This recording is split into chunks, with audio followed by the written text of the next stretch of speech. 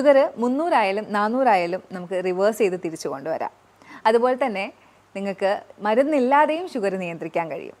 ഇന്ന് ഞാനിവിടെ പറയാൻ പോകുന്നത് പ്രമേഹ രോഗികൾക്ക് എങ്ങനെയാണ് മരുന്നില്ലാതെ അല്ലെങ്കിൽ ഷുഗർ തിരിച്ച് റിവേഴ്സ് ചെയ്ത് കൊണ്ടുവരാനായിട്ട് കഴിയുന്നത്, അതിനായിട്ട് നമ്മളിവിടെ എന്തൊക്കെയാണ് ചെയ്യുന്നത് എന്നുള്ളതിൻ്റെ എക്സ്പ്ലനേഷൻസ് ആണ്. നിങ്ങളും ഇതുപോലെ ചെയ്യുകയാണെങ്കിൽ ഉറപ്പായും ഒരു റിസൾട്ട് നിങ്ങൾക്ക് കിട്ടുന്നതായിരിക്കും. ഇന്ന് ഒരു വീട്ടിൽ 2 ഡയബറ്റിക് പേഷ്യൻ്റ് അല്ലെങ്കിൽ അതിൽ കൂടുതൽ ഡയബറ്റിക് പേഷ്യൻ്റ് ഉള്ള ഒരു കാലഘട്ടത്തിലൂടെയാണ് നമ്മൾ കടന്നു പോകുന്നത്. ഇതിലെനിക്ക് ആദ്യം തന്നെ പറയാനുള്ളത്, ഡയബറ്റീസ് എന്ന് പറയുന്നത് ഒരു മാറാ രോഗമൊന്നുമല്ല, ഇതൊരു ജീവിതശൈലി രോഗമാണ്. നമ്മൾ ദൈനംദിനം പ്രവർത്തിച്ച് വരുന്നതിലുള്ള മിസ്റ്റേക്കുകൾ കാരണമാണ് നമുക്ക് ഇത്തരം അസുഖം വരുന്നത്. കൂടുതലായിട്ടും രക്തത്തിൽ ഷുഗറിൻ്റെ അളവ് കൂടുന്നത്. വ്യായാമ മുറകളിലൂടെയും ഭക്ഷണക്രമങ്ങളിലൂടെയാണ് നമ്മളിവിടെ ഇതിനെ നിയന്ത്രിക്കുന്നത്. അതാണ് നിങ്ങൾക്ക് പറഞ്ഞു തരാൻ ഉദ്ദേശിക്കുന്നതും. ഞാൻ doctor Amina, medical officer, Prana natural care centre.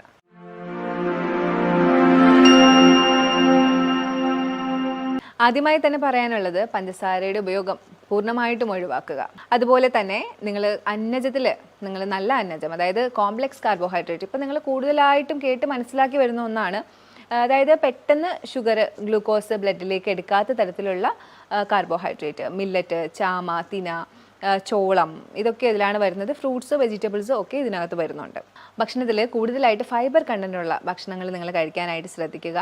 ഇത് എന്തിനാണ് പറയുന്നതെന്ന് വെച്ചാൽ, നമ്മൾ കൂടുതൽ ഫൈബർ കണ്ടൻറ്റുള്ള ഭക്ഷണം കഴിക്കുമ്പോൾ ഈ ഫൈബർ കണ്ടൻറ്റ് ഉള്ളത്, ഇൻസോലബിൾ ഫൈബർ കണ്ടൻറ്റ് ഉള്ള ഭക്ഷണമാകുമ്പോൾ നമുക്ക് കൂടുതൽ ഷുഗർ ഇൻടേക്ക് ബ്ലഡിലേക്ക് എടുക്കുന്നത് തടയും. എപ്പോഴും നിങ്ങളുടെ മെയിൻ കോഴ്സ് ഭക്ഷണത്തിൻ്റെ അടുത്ത് ഒരു ബൗൾ ഓഫ് ഫൈബർ ഉണ്ടാവണമെന്നുള്ളത് ഒരു തീർച്ചയായിട്ടുള്ള കാര്യമാണ്. കാരണം ഞാൻ നേരത്തെ പറഞ്ഞു, ഷുഗർ നമ്മുടെ ബ്ലഡിലേക്ക് എടുക്കുന്നത് തടയാനായിട്ടാണ് ഇത്തരം ഇൻസോലബിൾ ഫൈബറുള്ള ബൗള്, സാലഡ് കഴിക്കാനായിട്ട് പറയുന്നത്. ഇതിനകത്ത് നിങ്ങൾക്ക് ക്യൂക്കമ്പർ യൂസ് ചെയ്യാം, ക്യാരറ്റ് യൂസ് ചെയ്യാം, പലതരത്തിലുള്ള ലീവ്സ്, ലെറ്റ്യൂസ് അല്ലെങ്കിൽ ക്യാബേജസ്, മറ്റുള്ള ഇലകൾ നമുക്ക് കഴിക്കാൻ സാധിക്കുന്ന ഇലകൾ ഒക്കെ നിങ്ങൾക്ക് ഇതിനകത്ത് ആഡ് ചെയ്യാം. ഇതിൻ്റെ കൂടെ വ്യായാമ മുറകളായിട്ടുള്ള നടത്തവും യോഗയും മറ്റുള്ള ബ്രീത്തിങ് എക്സസൈസും ഒക്കെ ഇതിൻ്റെ കൂടെ നിങ്ങൾക്ക് ചെയ്തു കൊടുക്കുക. ഇങ്ങനെയാണ് നമ്മൾ കൂടുതലായിട്ടും ഡയബറ്റീസിനെ നിയന്ത്രിക്കുന്നത്.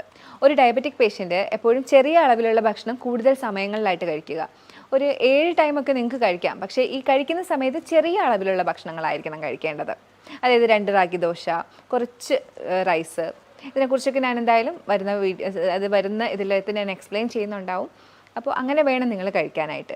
അതുപോലെ തന്നെ ബാലൻസ് ചെയ്തിട്ട് കഴിക്കുക. പ്രോട്ടീൻ ഉണ്ടാവണം, ഫൈബർ ഉണ്ടാവണം, അന്നജം ഉണ്ടാവണം, നല്ല ഫാറ്റ് ഉണ്ടാവണം. ഇതെല്ലാം അടങ്ങിയ ഒരു പ്ലേറ്റ് വേണം ഒരു ഡയബറ്റിക് പേഷ്യൻ്റ് കഴിക്കാനായിട്ട്. ഡയബറ്റിക് പേഷ്യൻ്റ് എന്താണ് രാവിലെ കഴിക്കേണ്ടത് എന്നുള്ളൊരു ക്വസ്റ്റ്യൻ ഉണ്ടാവും. എന്ത് നമ്മൾ രാവിലെ കഴിക്കണം, എന്ത് ഉച്ചയ്ക്ക് കഴിക്കണം, എന്ത് വൈകിട്ട് കഴിക്കണം.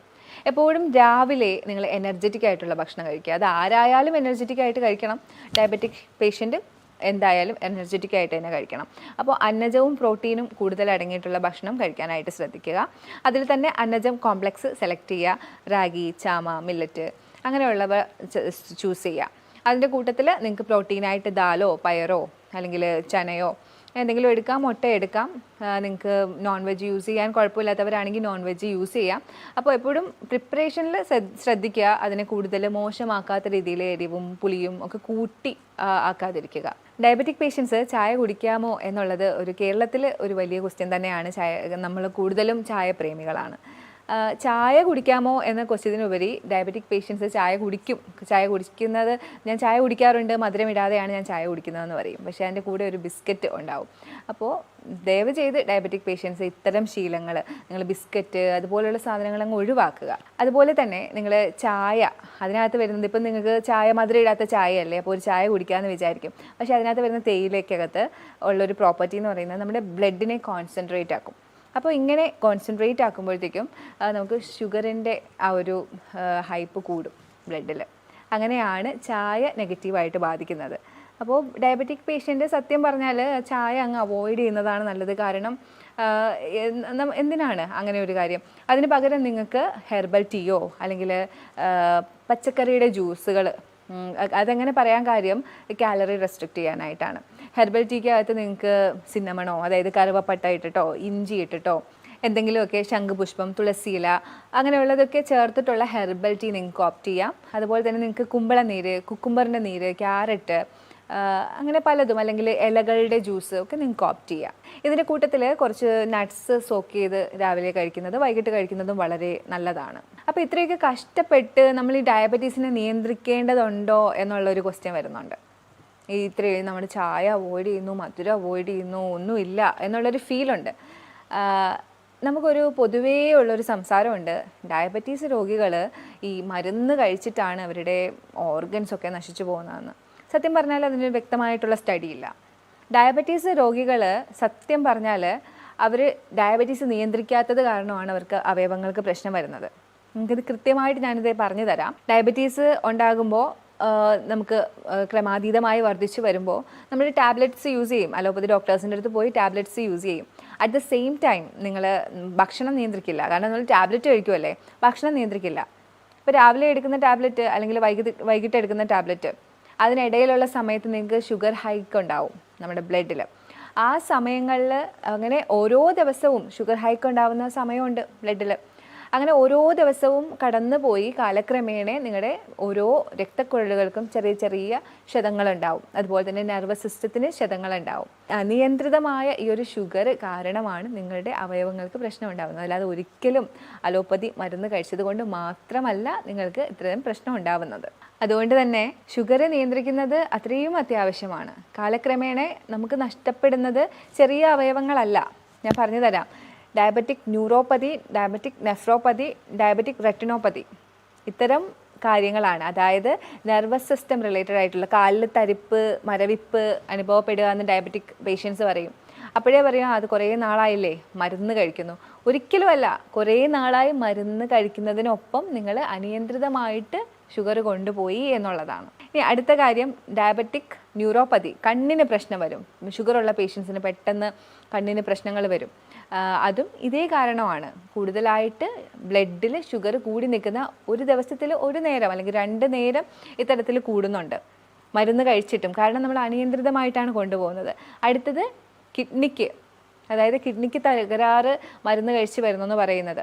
പക്ഷേ ഡയബറ്റിക് പേഷ്യൻ്റ് മരുന്ന് കഴിച്ചില്ലെങ്കിൽ കൂടി അനിയന്ത്രിതമായി പോകുന്നുണ്ടെങ്കിൽ കിഡ്നിക്ക് പ്രശ്നം വരും. കാരണം ഷുഗർ കൂടുതൽ വരുന്നു, അത് ബ്ലഡ് വെസലുകളെ ബാധിക്കുന്നു, അങ്ങനെ നിങ്ങൾക്ക് തകരാറ് സംഭവിക്കുന്നു. അപ്പോൾ ഷുഗർ വന്നിട്ട് മരുന്നൊന്നും കഴിക്കുന്നില്ല എന്ന് ഉള്ളതിലല്ല ഒരിക്കലും കാര്യം, അത് നിയന്ത്രിക്കുന്നുണ്ട് എന്ന് പറയുന്നതിലാണ് കാര്യം. ഇനി നമുക്ക് ഉച്ചഭക്ഷണത്തിനെ കുറിച്ച് പറയാം. ഷുഗർ പേഷ്യൻസ് എങ്ങനെയാണ് ഉച്ചഭക്ഷണം കഴിക്കേണ്ടത്? നമ്മളിവിടെ ഒരു ബൗള് റൈസ്, ഒരു ചെറിയ ബൗള് റൈസ്, അതേ ബൗളിൽ 2 ബൗള് വെജിറ്റബിൾസ്, അതുപോലെ തന്നെ കുറച്ച് പ്രോട്ടീൻ, അതുപോലെ തന്നെ കുറച്ച് ഫാറ്റ്, നല്ല ഫാറ്റായിട്ട് തൈര് അല്ലെങ്കിൽ കോക്കനട്ട് ചട്നിയാണ് കൊടുക്കുന്നത്. കാർബോഹൈഡ്രേറ്റ് ആയിട്ട് നമ്മൾ കൊടുക്കുന്നത് ഒന്നുകിൽ ബ്രൗൺ റൈസ് ആയിരിക്കും അല്ലെങ്കിൽ മില്ലറ്റ് ആയിരിക്കും. വെജിറ്റബിൾസ് കൂടുതലായിട്ടും ഉപയോഗിക്കുന്നത് ബോട്ടിൽ ഗാർഡ് വെറൈറ്റീസ് ആയിരിക്കും. അതായത് നമ്മുടെ ഗാർഡ് വെറൈറ്റീസ്, കുക്കുംബർ, പിന്നെ ഈ പടവലങ്ങ, കുമ്പളങ്ങ, അങ്ങനെ വാട്ടർ കണ്ടൻ്റ് ഉള്ളത്. പിന്നെ കായ വളരെ നല്ലതാണ്. അതുപോലെ തന്നെ ബീൻസ്, ഒത്തിരി നാരുള്ളതാണ് ഇതിന് വേണ്ടത്. ബ്രോക്കലീസ്, ക്യാരറ്റ്സ്, ഇതൊക്കെ നമുക്ക് ഇതിനകത്ത് ഉൾപ്പെടുത്തി കൊടുക്കാം. എപ്പോഴും ബാലൻസ്ഡ് ആയിട്ടുള്ളൊരു പ്ലേറ്റ് തന്നെ എടുക്കാനായിട്ട് ശ്രദ്ധിക്കുക. ഇത്തരം ബാലൻസിൽ പോകുമ്പോൾ നിങ്ങൾക്ക് കിട്ടുന്നതെന്ന് പറഞ്ഞാൽ, നേരത്തെ ഞാൻ പറഞ്ഞു, ഫൈബർ കൂടുതൽ കഴിക്കുന്നതോടുകൂടി നിങ്ങൾക്ക് നിങ്ങളുടെ ഷുഗർ കണ്ടൻറ്റ് ബ്ലഡിലേക്ക് അബ്സോർബ് ചെയ്യുന്നത് കുറയും. ഇങ്ങനെയാണ് നിങ്ങൾക്ക് ഷുഗർ കൺട്രോൾ ആവുന്നത്. ഇനി ഷുഗർ പേഷ്യൻസ് ഡിന്നർ എങ്ങനെ കഴിക്കണം എന്നായിരിക്കും അടുത്ത ക്വസ്റ്റ്യൻ. അതിന് മുമ്പ് ഞാൻ പറയുകയാണ്, ഡിന്നർ അല്ലെങ്കിൽ ഉച്ചഭക്ഷണം, രാവിലത്തെ ഭക്ഷണമൊക്കെ ഞാൻ പറഞ്ഞു. അപ്പോഴും ഞാൻ പറഞ്ഞു നിങ്ങൾ കുറഞ്ഞ ക്വാണ്ടിറ്റിയിൽ വേണം കഴിക്കാമെന്ന് പറഞ്ഞിട്ടുണ്ട്. അപ്പോൾ ഈ കുറഞ്ഞ ക്വാണ്ടിറ്റിയിൽ കഴിക്കാൻ വേണ്ടി ഇടയ്ക്ക് ഒരു ലഘു ഭക്ഷണം, അതായത് മിഡ് മോർണിംഗ്, മിഡ് നൂൺ, നമ്മുടെ ഈവനിങ്, അങ്ങനെ ഒരു പദ്ധതി നിങ്ങൾ എപ്പോഴും വെക്കാൻ നോക്കണം. അപ്പം മിഡ് മോർണിംഗ് ആയിട്ട് എപ്പോഴും ബട്ടർ മിൽക്കോ അല്ലെങ്കിൽ ഒരു ചെറിയ സ്മൂതി, ഒത്തിരി നട്ട്സും ഒരു ബേസായിട്ട് അധികം ഷുഗർ ഇല്ലാത്തൊരു ഫ്രൂട്ട്, കോക്കനട്ട് മിൽക്ക് ഒക്കെ ചേർത്തിട്ടുള്ളൊരു സ്മൂതിയോ ഒക്കെ നിങ്ങൾക്ക് ഓപ്റ്റ് ചെയ്യാം. ഉച്ചയ്ക്ക് ശേഷമാണെങ്കിൽ ഒരു ജ്യൂസോ, ഒരു കുക്കുംബർ ജ്യൂസോ എന്തെങ്കിലും ഉച്ചയ്ക്കത്തെ ഭക്ഷണത്തിന് ശേഷം, അതായത് വൈകിട്ട് നമ്മളൊരു ചായ ടൈം ഉണ്ടല്ലോ, ഒരു 5 മണി, അതിനിടയ്ക്ക് നിങ്ങളത് കഴിക്കണം. അതുപോലെ തന്നെ ഈ ചായ ടൈമിൽ നിങ്ങളൊരു ഹെർബൽ ടീയും കുറച്ച് നട്ട്സും ഒക്കെ കഴിക്കാനായിട്ട് ശ്രദ്ധിക്കണം. നമുക്ക് ഒരുപാട് എനർജി വേണം, കാരണം ഡയബറ്റിക് ആണ്. അപ്പോൾ നമുക്ക് മസിൽ വേസ്റ്റിംഗ് ഒക്കെ ഉണ്ടാകും. അപ്പോൾ നമുക്ക് ഒത്തിരി എനർജി വേണ്ട ആൾക്കാരാണ്. അറ്റ് ദ സെയിം ടൈം നമുക്ക് ഷുഗറും കൺട്രോൾ ചെയ്യണം. അതുകൊണ്ടാണ് എപ്പോഴും പറയുന്നത് ചെറിയ ചെറിയ ഇടവേളകളിൽ ചെറിയ ക്വാണ്ടിറ്റിയിൽ ഭക്ഷണം കഴിക്കണം എന്ന്. ഡിന്നറിനെ കുറിച്ച് പറയുകയാണെങ്കിൽ എപ്പോഴും പ്രോട്ടീൻ റിച്ച് ആയിട്ടുള്ള ഫാറ്റ് കുറഞ്ഞ ഭക്ഷണമാണ് ഡിന്നറായിട്ട് ഓപ്റ്റ് ചെയ്യാനുള്ളത്. നമുക്ക് എല്ലാവർക്കും അറിയാം, രാത്രിയാണ്, നമ്മൾ പണ്ട് മുതലേ കേൾക്കുന്നതാണ്, രാത്രിയാണ് വളർച്ച, രാത്രിയാണ് നമ്മുടെ അവയവങ്ങളൊക്കെ ഡീടോക്സിഫൈ ചെയ്യുന്നത് എന്നൊക്കെ നമ്മൾ കേൾക്കാറുണ്ട്. അപ്പോൾ രാത്രിക്ക് കിടക്കുന്നതിന് മുമ്പ് നമ്മൾ നല്ല പ്രോട്ടീൻ അടങ്ങിയിട്ടുള്ള ഭക്ഷണം കഴിക്കണം. അത് നമുക്ക് മസിൽ മാസ് കൂടാനായിട്ടാണ്. നമുക്ക് എല്ലാവർക്കും അറിയാം, ഷുഗർ പേഷ്യൻസിന്, ഡയബറ്റിക് പേഷ്യൻസിന്, പ്രമേഹ രോഗികൾക്ക് ഇങ്ങനെ മസിൽ വേസ്റ്റിംഗ് ഉണ്ടാവും, അവരുടെ മസിൽസിന് ബലക്ഷയം ഉണ്ടാവും. അപ്പോൾ ഈ രാത്രി കൂടുതൽ പ്രോട്ടീൻസ് കഴിച്ചു കഴിഞ്ഞാൽ നമ്മുടെ ഈ ഒരു ബലക്ഷയത്തിന് ഒരു കുറവുണ്ടാവും, നമ്മുടെ മസിലിൻ്റെ ബലക്ഷയത്തിന് ഒരു കുറവുണ്ടാവും. അപ്പോൾ കൂടുതലായിട്ടും പ്രോട്ടീനായിട്ട് നിങ്ങൾക്ക് പയറോ ചനയോ ദാലോ അല്ലെങ്കിൽ മുട്ടയോ ഇറച്ചി കഴിക്കുന്നവരാണെങ്കിൽ അങ്ങനെയോ, നേരത്തെ പറഞ്ഞ പോലെ അതിനെ നിങ്ങൾ കൂടുതൽ വഷളാക്കാതിരിക്കുക, നല്ല രീതിയിൽ കുക്ക് ചെയ്യുക, ഒരുപാട് ഡീപ്പ് ഫ്രൈ ചെയ്യാതെ ഒത്തിരി സ്പൈസി ആയിട്ട് അങ്ങനെയൊന്നും കഴിക്കാതിരിക്കുക, നല്ല നമ്മുടെ വയറ്റിന് ചേരുന്ന രീതിയിൽ പ്രിപ്പയർ ചെയ്ത് കഴിക്കുക. അതുപോലെ തന്നെ രാത്രിയിൽ നിങ്ങൾക്ക് കഴിക്കാൻ പാടില്ല എന്ന് പറയാനുള്ളത് തൈര്, കാരണം കൊഴുപ്പ് അടങ്ങിയിട്ടുള്ളത് നിങ്ങൾ കഴിക്കുവാണെങ്കിൽ ഇൻസുലിൻ്റെ പ്രവർത്തനം നടക്കില്ല. അതുപോലെ തന്നെ നിങ്ങൾ ഡീപ്പ് ഫ്രൈഡ് ആയിട്ടുള്ളതൊന്നും കഴിക്കാതിരിക്കുക രാത്രി. മിക്ക ആളുകൾക്കുള്ളൊരു ശീലമാണ് മെയിൻ കോഴ്സ് കഴിഞ്ഞ ഉടനെ നമ്മൾ എന്തെങ്കിലും മധുരമുള്ളത് കഴിക്കുക, അല്ലെങ്കിൽ ഒരു ചായ കുടിക്കുക, ഇങ്ങനെയൊക്കെയുള്ള ശീലങ്ങളുണ്ട്. അപ്പോൾ ഇത് ചെറുപ്പകാലത്താണെങ്കിൽ വലിയ പ്രശ്നമില്ല. നമ്മളൊരു പ്രായം കഴിഞ്ഞു കഴിഞ്ഞാൽ ഇങ്ങനത്തെ ശീലങ്ങൾ വെക്കുമ്പോൾ നമുക്ക് ഉണ്ടാവുന്നത്, നമ്മളൊരു ഭക്ഷണം മെയിൻ കോഴ്സ് കഴിഞ്ഞതിന് ശേഷം ഇങ്ങനെ കഴിക്കുകയാണെങ്കിൽ അതിലുള്ള ടോക്സിസിറ്റീസ് പെട്ടെന്ന് അബ്സോർബ് ചെയ്യും, അത് ഏതായാലും. അപ്പോൾ ഇപ്പോൾ ഷുഗർ ആണെങ്കിൽ പോലും, ഫ്രക്ടോസ് ആണെങ്കിൽ പോലും ഏറ്റവും പെട്ടെന്ന്, ഇപ്പോൾ ഷുഗർ നമ്മളിപ്പം പഴവർഗ്ഗങ്ങളാണ് കഴിക്കുന്നതെങ്കിൽ അത് പെട്ടെന്ന് അബ്സോർബ് ചെയ്യുന്ന ഒരവസ്ഥയാണ്. ചായ ആണെങ്കിൽ ചായയിലുള്ള ആ ഒരു ഘടകങ്ങളൊക്കെ പെട്ടെന്ന് അബ്സോർബ് ചെയ്യും. അപ്പോൾ ഇത്തരത്തിലുള്ള ശീലങ്ങൾ, അത് കഴിച്ച ഉടനെ ഉള്ള ഒരു ലഘു ഭക്ഷണം അതിൻ്റെ കൂടെ കഴിക്കുന്നത് ഒഴിവാക്കുക. ഭക്ഷണത്തിന് ശേഷമുള്ള ഈ ഫ്രൂട്ട്സ് ആയാലും ചായ ആയാലും എടുക്കുന്ന രീതിയെക്കുറിച്ച് പറയുമ്പോൾ എനിക്ക് ഓർമ്മ വരുന്നത്, എനിക്ക് പരിചയമുള്ള ഒരാൾ ഒരുപാട് നാൾ ഇവർ ഭക്ഷണത്തിന് ശേഷം ഫ്രൂട്ട്സ് കഴിക്കുമായിരുന്നു. ഒത്തിരി ഹെൽത്തി ആണെന്ന് നമ്മളൊക്കെ ഒരുപാട് നാൾ വിശ്വസിച്ചിരുന്നതാണ്. ഇപ്പോൾ മാറി മാറി വരുന്നുണ്ട്. ഭക്ഷണത്തിന് ശേഷം ഇവർ ഫ്രൂട്ട്സ് കഴിക്കും. അങ്ങനെ ഒരുപാട് നാളുകൾ അങ്ങനെ കഴിച്ച് വന്ന ഒരിക്കൽ അസഹനീയമായ വയറുവേദനയാണ് ഇദ്ദേഹത്തിന്. അങ്ങനെ സഹിക്കാൻ പറ്റാതെ ഹോസ്പിറ്റലിൽ പോകുമ്പോൾ അവരൊരു ടാബ്ലറ്റ് കൊടുക്കും, അപ്പോൾ ആ വേദന കുറയും. വീണ്ടും ഇത് തന്നെയാണ്, വീണ്ടും ഇങ്ങനെ വേദന വരുന്നുണ്ട്. അങ്ങനെ അവർ കേരളത്തിലേക്ക് വരികയും ഒരു പ്രകൃതി ചികിത്സാലയത്തിൽ പോവുകയും ചെയ്തു. അവർ ക്രമം പറഞ്ഞു കൊടുത്തു എങ്ങനെയാണ് കഴിക്കേണ്ടത്. അതുപോലെ തന്നെ 10 ദിവസത്തെ ട്രീറ്റ്മെൻ്റ് ആണല്ലോ, ആ സമയത്ത് ക്രമത്തിൽ കഴിച്ചപ്പോൾ ഇദ്ദേഹത്തിൻ്റെ വേദനയൊക്കെ മാറി. അപ്പോൾ ഈ ഫുഡിൻ്റെ ക്രമം അത്രയധികം ഇമ്പോർട്ടൻ്റ് ആണ്. ഒരിക്കലും നിങ്ങളൊരു മെയിൻ കോഴ്സ് കഴിഞ്ഞിട്ട് ഇത്തരം ലഘു ഭക്ഷണങ്ങൾ, അതായത് ഫ്രൂട്ട്സ് അല്ലെങ്കിൽ ചായ അല്ലെങ്കിൽ മധുരങ്ങൾ കഴിക്കാതിരിക്കുക. അത് നിങ്ങളെ ഒത്തിരി എഫക്റ്റ് ചെയ്യും. ആദ്യമാണ് നിങ്ങൾ ഇത്തരം ഫ്രൂട്ട് അല്ലെങ്കിൽ റോ ഒക്കെ കഴിക്കാനുള്ളത്. പിന്നീട് നിങ്ങൾ അന്നജവും പ്രോട്ടീനും ഒക്കെ കഴിക്കുക. പതുക്കെ പതുക്കെ കൂടി വരുന്ന രീതിയിലാണ് നിങ്ങൾ കഴിക്കേണ്ടിയുള്ളത്. അപ്പോൾ അതൊരിക്കലും നിങ്ങൾ റിവേഴ്സ് ചെയ്ത് കഴിക്കാതിരിക്കുക. കൂടുതൽ ആളുകൾക്കുള്ളൊരു സംശയമാണ്, അല്ലെങ്കിൽ മാൽ പ്രാക്ടീസ് ചെയ്തുകൊണ്ടിരിക്കുന്ന ഒരു കാര്യമാണ് ഫ്രൂട്ട്സ് കൂടുതൽ കഴിക്കുക. ഫ്രൂട്ട്സിനകത്ത് ഫ്രക്ടോസ് അല്ലേ എന്നുള്ളൊരു രീതിയിൽ, ഫ്രക്ടോസ് അതിന് ഗ്ലൂക്കോസ് അല്ലല്ലോ, ഗ്ലൂക്കോസ് കൂടുന്നതല്ലേ പ്രശ്നം. ഈ ഫ്രക്ടോസ് എന്ന് പറയുന്നത് ഗ്ലൂക്കോസിൻ്റെ ഒരു ഭാഗമാണ്, അതുപോലെയുള്ളതാണ്. അത് വിഘടിച്ച് കഴിഞ്ഞാൽ ഗ്ലൂക്കോസ് തന്നെയാണ് ആവുന്നത്. അപ്പോൾ ഫ്രക്ടോസ് കൂടുതൽ അളവ് നമ്മുടെ ഉള്ളിൽ എത്തിക്കഴിഞ്ഞാൽ അത് ഗ്ലൂക്കോസായിട്ട് തന്നെയാണ് മാറുന്നത്. അതായത് ഞാൻ എപ്പോഴും പറയും, അമിതമായാൽ അമൃതും വിഷം. എല്ലാവരും ചോദിക്കും അത് കഴിക്കാവോ, ഇത് കഴിക്കാവോ? എല്ലാത്തിനും ഒരു ബാലൻസ് വേണം. നമ്മൾ ചെറിയ കുട്ടികളല്ല, നമുക്ക് പ്രായമായി. അപ്പോൾ എന്ത് ഉള്ളിൽ ചെന്നാലും അതിനെ സ്റ്റോർ ചെയ്ത് വെച്ച് കളയും നമ്മുടെ ബോഡി. അതുകൊണ്ട് തന്നെ ഫ്രക്ടോസ് ആണെങ്കിൽ പോലും നിങ്ങൾ അധികം കഴിക്കാതിരിക്കുക. ഇത് കോംപ്ലക്സ് കാർബോഹൈഡ്രേറ്റ് ആണ്, എന്നാൽ കൂടി നിങ്ങൾ ഒരുപാട് കഴിക്കാതിരിക്കുക. അതിൽ തന്നെ നിങ്ങൾക്ക് കൂടുതൽ ഷുഗർ കണ്ടൻറ്റുള്ള മാങ്ങ, ചക്കപ്പഴം, അങ്ങനെയൊക്കെയുള്ളത്, ചിക്കു, ഇതൊക്കെ ഒഴിവാക്കുക. ആപ്പിളൊക്കെ നിങ്ങൾക്ക് കഴിക്കുക. അതിൽ തന്നെ ഗ്രീൻ ആപ്പിളാണ് ഏറ്റവും കുറവ് ഇതുള്ളത്, ഷുഗർ ഉള്ളത്.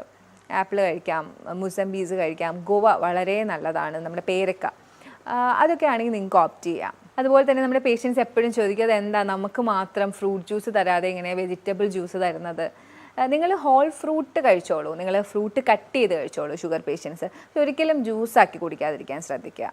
കാരണം ജ്യൂസാക്കി കുടിക്കുമ്പോൾ സംഭവിക്കുന്നത്, ഈ ജ്യൂസിൽ നിന്ന് ഡയറക്റ്റ് നിങ്ങൾക്ക് പെട്ടെന്ന് ഗ്ലൂക്കോസ് അബ്സോർബ് ചെയ്യും. അതിനകത്ത് പിന്നെ ഫൈബർ ഇല്ലല്ലോ. എന്നാൽ അറ്റ് ദ സെയിം ടൈം നിങ്ങളതൊരു ഹോൾ ഫ്രൂട്ടായിട്ടാണ് കഴിക്കുന്നതെങ്കിൽ ഫൈബർ കണ്ടൻറ്റ് കൂടിയുണ്ട്, അത് നിങ്ങളുടെ ഷുഗർ ഇൻടേക്ക് ബ്ലഡിലേക്ക് എടുക്കുന്നത് അങ്ങ് തടഞ്ഞോളും.